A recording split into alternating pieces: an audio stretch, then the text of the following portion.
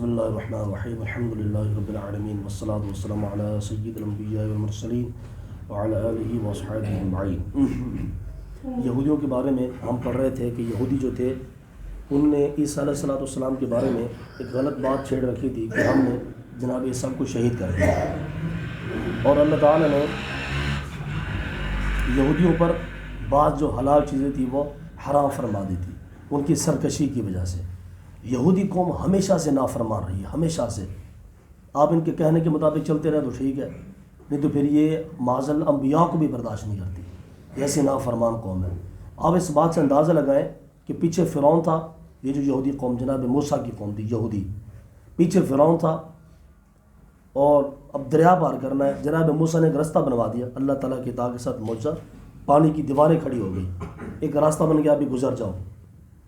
آپ اندازہ کریں اتنی ہٹ دھرم قوم تھی، انہوں نے کہا نہیں جی سانو 12 راستے بڑھا کے دو، حالانکہ ایک سے آرام سے گزر سکتے تھے، کھلا راستہ تھا بالکل، لیکن ایسی کوئی ہٹ دھرم قوم، ڈھیٹ قوم، اور نہیں جی سانو 12 راستے بڑھا کے دو، اسی طرح ہی گزاریں گے۔ چلو ابھی جناب موسیٰ نے 12 راستے بنا دیے۔ اس کے بعد جب دریا کے بیچ میں پہنچے، اب خود آنکھوں سے دیکھ رہے ہیں کہ پیچھے ہمارے فرعون ہیں، ہم دریا سے گزر رہے ہیں۔ تو پھر انہوں نے کہا جی آپ ایسا کریں کہ یہ جو ہماری دیواریں کھڑی ہیں نا پانی کی، ان میں سے کھڑکیاں بنا دیں ہمیں، کیونکہ ایسے اپنے پراوانوں دیکھیے بھی ساڑھے پر حاوی ساڑھ نال آ رہے ہیں کہ نہیں آ رہے۔ ایسے کی ہٹ درم اور ڈھیٹ قوم، انہوں نے ایک نہیں کئی ہزار انبیاء کو شہید کیا، اور یہ سینہ تان کے کہتے ہیں ہاں سی انبیاء کو شہید کیا، کیڑا مسئلہ؟ تو جو قوم انبیاء کو شہید کر کے فخر سے یہ بات کہہ سکے کیسی کتا سانو کیڑا مسئلہ، وہ فلسطین کے بچوں پہ کبھی رحم نہیں کھا سکتے، سمجھ رہے نا؟ یہ ظالم قوم ہے۔ اللہ تعالیٰ نے ان پہ چند چیزوں کو حرام فرما دیا تھا، اللہ تعالیٰ اس کی وجہ سے فرما رہا ہے وَإِن مِّنْ أَهْلِ الْكِتَابِ إِلَّا لَيُؤْمِنَنَّ بِهِ۔ اللہ فرما رہا ہے کہ ایک وقت آئے گا کہ یہ سارے مومن ہو جائیں گے۔ وہ وقت کون سا ہوگا؟ جناب عیسیٰ کا، جب آئیں گے اور اب سب یہودیوں کو قتل کریں گے، ان میں سے کئی ہوں گے یہودی جو کلمہ پڑھ کے مسلمان ہو جائیں گے۔ فَبِظُلْمٍ مِّنَ الَّذِينَ هَادُوا حَرَّمْنَا عَلَيْهِمْ، اللہ فرما رہا ہے کہ ان کے ظلم کی وجہ سے ہم نے ان پر پاک چیزوں کو حرام فرما دیا، احلت لهم، جو ان کے لیے حلال تھی، وَبِصَدِّهِمْ عَنْ سَبِيلِ اللَّهِ كَثِيرًا، اور ان کے روکنے کی وجہ سے اللہ تعالیٰ کے راستے کے بہت زیادہ۔ اللہ فرما رہا ہے کہ ان کے دو جرم تھے، ابھی جو سایہ کریمہ میں بیان ہوئے، فرمایا ایک تو یہ ظلم کرتے تھے اس لیے ہم نے ان کی پاک چیزوں کو حرام کر دیا، اور دوسرا یہ لوگوں کو پیسے دے کے اللہ کے راستے سے رکواتے تھے۔ جیسے ابھی ہمارے یہاں پہ بیٹھ کے ڈالر کھا رہے ہیں کہ تم اسلام نافذ نہ کرو، کہ ڈالر ہی کھائی جا رہے ہیں، پیچھے سے یہودیوں کا ہاتھ ہے سارا۔ واخذہم الربا، اور ان کا سب سے بڑا جرم کیا تھا یہودیوں کا؟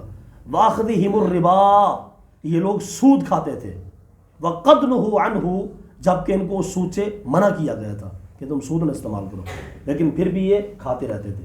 وَأَكْلِهِمْ أَمْوَالَ النَّاسِ بِالْبَاطِلِ، اور یہ لوگوں کا مال ناحق طریقے سے کھاتے تھے۔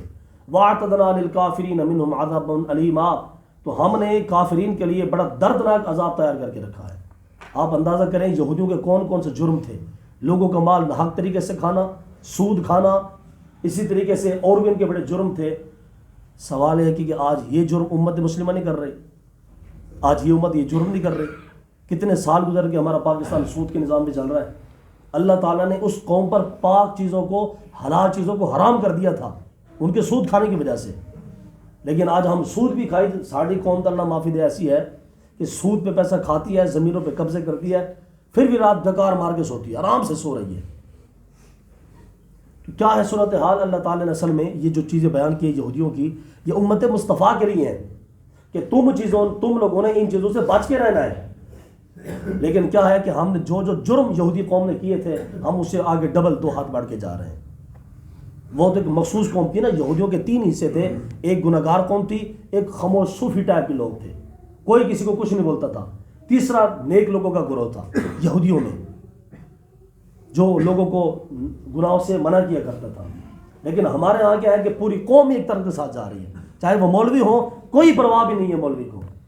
مولوی کو بس یہ پتا ہے کہ میں نے 11ویں کی شان کیسے بیان کرنی ہے، اور میں نے سیدہ اماں حلیمہ کے واقعات کیسے بیان کرنے، بس۔ آپ اندازہ کریں اتنا دکھ لگتا ہے قسم خدا کی۔ اور کبھی کبھار میں سوچتا ہوں کہ یار یہ معاملات اگر میرے ہاتھ میں آ جائے نا، یہ مولوی اگلا جمعہ نہ پڑھا سکے ممبر کے اوپر بیٹھ کر۔ ابھی پچھلے دن میں کسی پروگرام کے اندر تھا، ابھی یہ تباہی ہے، سرکار کوئی چکر ہی نہیں وہاں پہ۔ اتنے سارے مولوی ہیں محفل میں، ایک کے بعد دوسرا، دوسرے کے بعد تیسرا، فلاں صاحب آ رہے ہیں، فلاں صاحب آ رہے ہیں، فلاں صاحب، اور کسی مولوی نے فلسطین کا نام نہیں لیا۔ جب مولویوں کی یہ صورتحال ہو، پھر عوام تو عوام ہی ہے، جانور ہے عوام۔ نبی علیہ السلام نے فرمایا تھا العوام کالانام، کہ عوام تو جانور ہے، حضور نے فرمایا اس کو جس کے پیچھے لگا لو لگ جائیں گے، جیسے کہ آج کل لگے ہوئے ہیں ساری قوم۔ علماء کا بڑا کردار ہوتا ہے معاشرے میں، جب علماء ہی ایسے حالات میں کہ جب پاکستان سود پہ ہو، فلسطین میں قیامت ڈھا رہی ہو، ایسی حالات میں جب علماء بیٹھ کے صرف سیدہ حلیمہ کے واقعات بیان کریں گے سرکار، اور وہ بھی پیسے بٹورنے کے لیے، کیونکہ ان کو واقعات صرف یہی یاد ہوتے ہیں مولویوں کو، قصے کہانیاں، باقی ان کی کیا جانے، خدا ان کی بلا جانے بھی کیا ہوتا ہے، دور حاضر کا نظام کیا ہے، کیا سلسلہ ہے۔ تو بہرحال یہ کہ آپ اندازہ کریں یہودیوں کے جو جرم تھے، ایک تو لوگوں کا مال کھاتے تھے ناحق طریقے کے ساتھ۔ آج کوئی ایک ایسا دکان والا بتائے جو ڈنڈی نہیں مار رہا، ناحق طریقے سے مال کھا رہے ہیں، قانون کا ریٹ کیا آ رہا ہے، حکومتی ریٹ کیا آ رہا ہے، اپنی مرضی کے ریٹ بیٹھ کے بیچ رہے ہیں۔ اسی طریقے سے سارا جو اللہ معافی تجارتی سسٹم ہے، ناحق طریقے سے مال کھا رہے ہیں۔ ہر بندے کی کوشش ہے کہ کہیں نہ کہیں سے میری ڈنڈی لگ جائے، ناحق طریقے سے مال کھائے جا رہے ہیں۔ اور سود تو جناب وہ ہے، یہ نبی علیہ السلام نے فرمایا ایک وقت آئے گا میری امت پر کہ جو بندہ سود کھائے گا نہیں، لیکن سود کا گرد و غبار اس تک لازمی پہنچے گا۔ اگر ہم سود کھا نہیں رہے معاذ اللہ، تو گرد و غبار تو ہمارے پاس ہے نا سود کا، سارا حکومتی فنڈ سودی ہے۔ اور نبی علیہ السلام نے فرمایا سود کے 70 درجے گناہ ہیں، ان میں سے چھوٹا گناہ یہ ہے سود کا، ان ینکح الرجل امہ، کہ جیسے انسان اپنی ماں کے ساتھ زنا کرتا ہے، یہ سود کا سب سے چھوٹا گناہ ہے۔